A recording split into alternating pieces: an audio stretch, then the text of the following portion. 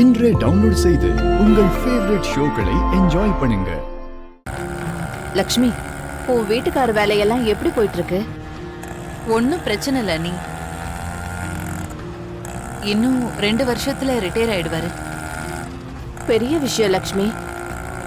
பசங்க எல்லாரும் வளர்ந்து ஆளாகியும் இப்பவும் உழைச்சுக்கிட்டு இருக்காரு. வாழ்க்கையில நிறைய போராடி இருப்பாருல்ல. என் அண்ணன் பேச்ச கேட்டிருந்தேன்னா நான் நிச்சயமா இந்த மாதிரி ஒரு நல்ல வாழ்க்கையை இழந்திருப்பேன். என்னைக்குமே அவருக்கு நிகரா யாருமே வர முடியாது அண்ணி. அவரு என்கிட்ட இருந்து எதையுமே மறைக்க மாட்டாரு. அவருக்கு என்ன கஷ்டம் வந்தாலும் என்கிட்ட அதை மறைக்காம சொல்லி அவர் ஷேர் பண்ணிக்குவாரு. எனக்கு ரொம்ப மரியாதை கொடுப்பாரு. எந்த இடத்துலயுமே என்னை விட்டு கொடுக்கவே மாட்டாரு.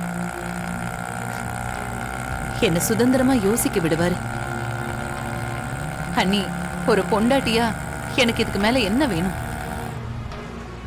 ஏதோ நான் முன் ஜென்மத்துல செஞ்ச புண்ணியம்தான் அவர் எனக்கு புருஷனா கிடைச்சிருக்காரு.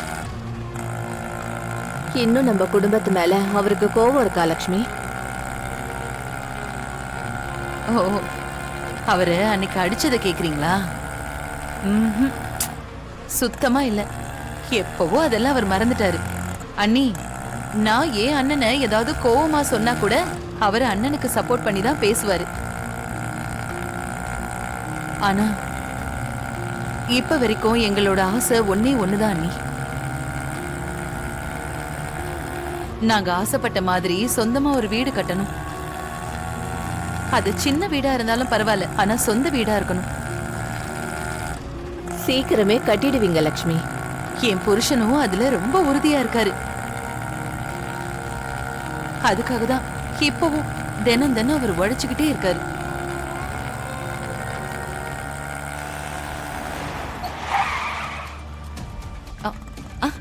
பரவாயில்லையே, என் வீட்டு வாசலையே கரெக்டா கொண்டு வந்து நிப்பாட்டிட்டாரு இந்த டிரைவரு. ரொம்ப நன்றி. வாங்க நீ வாங்க.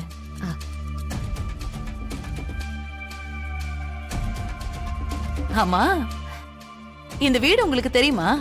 நமக்கு பழக்கப்பட்ட இடம் தாம்மா, யதார்த்தமா நிறுத்தினேன். சரி, எவ்வளவுன்னு சொல்லுங்க. இது எனக்கு முதல் சவாரி.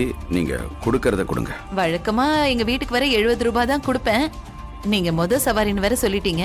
பரவாயில்ல, 100 ரூபாய் வச்சுக்கோங்க. தேங்க்ஸ். பரவாயில்ல, வாங்க வாங்க.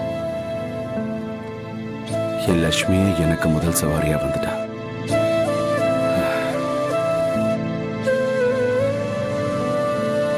அவ கையால முதல் சவாரிக்கான பணத்தை வாங்கினது சந்தோஷமா இருக்க. அண்ணி, நீங்க என் கூட இருக்கிற சந்தோஷத்துல இத மறந்துட்டேன்.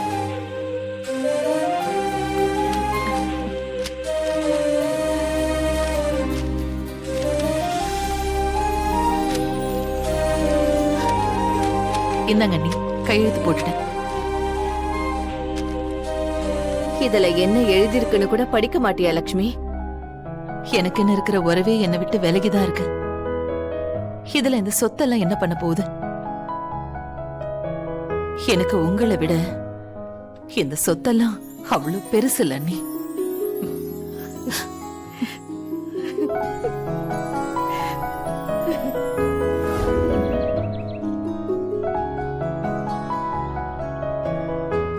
சரி, நான் போயிட்டு வரேன்.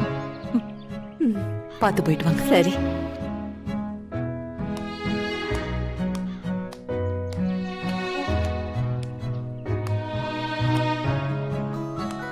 போயிட்டு வரேன்.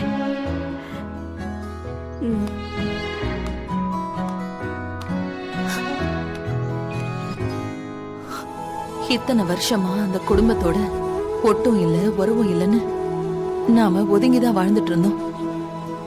இப்ப திடீர்னு அண்ணி வந்ததுல உங்களுக்கு உங்களுக்கு எதுவும் சங்கடம் இல்லையே? இதுல எனக்கு என்ன சங்கடம்? அவங்களுக்கு ஒரு அவசரம் தானே உங்ககிட்ட உதவி கேட்டு வந்தாங்க. நீ செஞ்சது சரிதான் லட்சுமி. உனக்கு எதுவும் இதுல வருத்தம் இல்லையே? எனக்கு என்னங்க வருத்தம்? என் சொத்தே நீங்க தானுங்க. நீங்க என் கூட இருக்கும்போது எனக்கு வேற என்னங்க வேணும்? எனக்கு இருக்கிற ஒரே வருத்தம், நீ அந்த வீட்ல என் கையை பிடிச்சுக்கிட்டு ஒரு சபதம் போட்டு வந்தல்ல. நீ எழுதி வச்சுக்கோன, இவர் கண்டிப்பா நிலம் வாங்குவாரு. அந்த நிலத்துல இதை விட பெருசா ஒரு வீட்டை நாங்க கட்டுவோம். அந்த வீட்டோட கிரக பிரவேசத்துக்கு நான் உங்க எல்லாரையும் கூப்பிடுவேன். அது வரைக்கும் இந்த வீட்டோட வாசப்படியை நான் மிதிக்கவே மாட்டேன். இது இந்த தாலி மேல சத்தியம். இப்ப வரைக்கும் 30 வருஷம் ஆச்சு. அதுக்காக நான் ஒரு செங்கலை கூட எடுத்து வைக்கலையே. என்னங்க நீங்க இப்படி எல்லாம் சொல்றீங்க? இத பாருங்க, நீங்க இந்த குடும்பத்துக்காக செஞ்ச செலவுக்கு 4 வீடு கட்டியிருக்கலாம். அது மட்டும் இல்லாம ஒரு தகப்பனா நீங்க உங்க எல்லா பொறுப்பையும் முடிக்கிறீங்க. அதனால வீடு கட்டுறதுக்கு கொஞ்சம் தாமதமாயிட்டு இருக்கு. அதுல எனக்கு என்னங்க வருத்தம் சொல்லுங்க? லட்சுமி, நீ ஒன்னும் கவலைப்படாத. சீக்கிரமாவே நம்ம வீடு கட்டுற வேலையை ஆரம்பிக்கிறோம், கட்டுறோம். கிரக பிரவேசத்துக்கு உன் அண்ணனையும் கூப்பிடுறோம். ம்?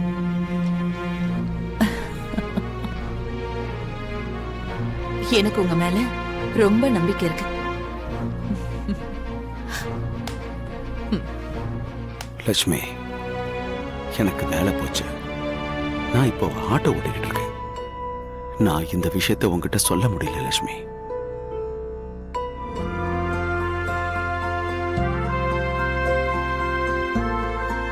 ஏங்க, என் மருமக எப்படி இருக்கா? என்ன அபிராமி, உன் சின்ன மருமகளை தங்கத்தாலேயே இழைச்சிருக்க? தங்க சிலை மாதிரி இருக்கா. என்னடா வெற்றி? ஏய், என்னடா எல்லாத்துக்கும் தலையை மட்டும் ஆட்டிட்டு இருக்க? வாய் திறந்து நல்லா இருக்குன்னு சொல்லு. நல்லா இருக்குப்பா. அப்படி சொல்லு. ஈஸ்வரமூர்த்தி, மாப்பிளைய நலங்கு வச்சதுக்கு அப்புறம் வெளியே போக கூடாதுன்னு சொன்னேன்ல, அததான் யோசிச்சுட்டு இருக்காரு போல. இத்தனை வருஷமா சூறாவளி மாதிரி சுத்திட்டு இருந்த பையனை இப்போ வீட்டுல இருக்க சொன்னா எப்படி இருப்பாரு? பாவம், அவரு என்ன பண்ணுவாரு? மாப்பிள, நலங்கு வச்சு கல்யாணம் வரைக்கும் தான் இந்த கட்டுப்பாடு எல்லாம். அதுக்கப்புறம் நீங்க எப்பயும் போல ஃப்ரீயா இருக்கலாம். என்ன, நீங்க இனிமே எங்க போறதா இருந்தாலும் என் பொண்ணு கிட்ட பெர்மிஷன் வாங்கிட்டு போகணும், அவ்வளவுதான். நான் ஒன்னும் அந்த அளவுக்கு ஸ்ட்ரிக்டா இருக்க மாட்டேன். கல்யாணத்துக்கு முன்னாடி எல்லா பொண்ணுங்களும் சொல்றது இதுதான். ஆனா கல்யாணத்துக்கு அப்புறம் சொன்ன மாதிரி நடந்துக்கணுமே. என்னடா முன்சாமி, நாம பாக்காதா?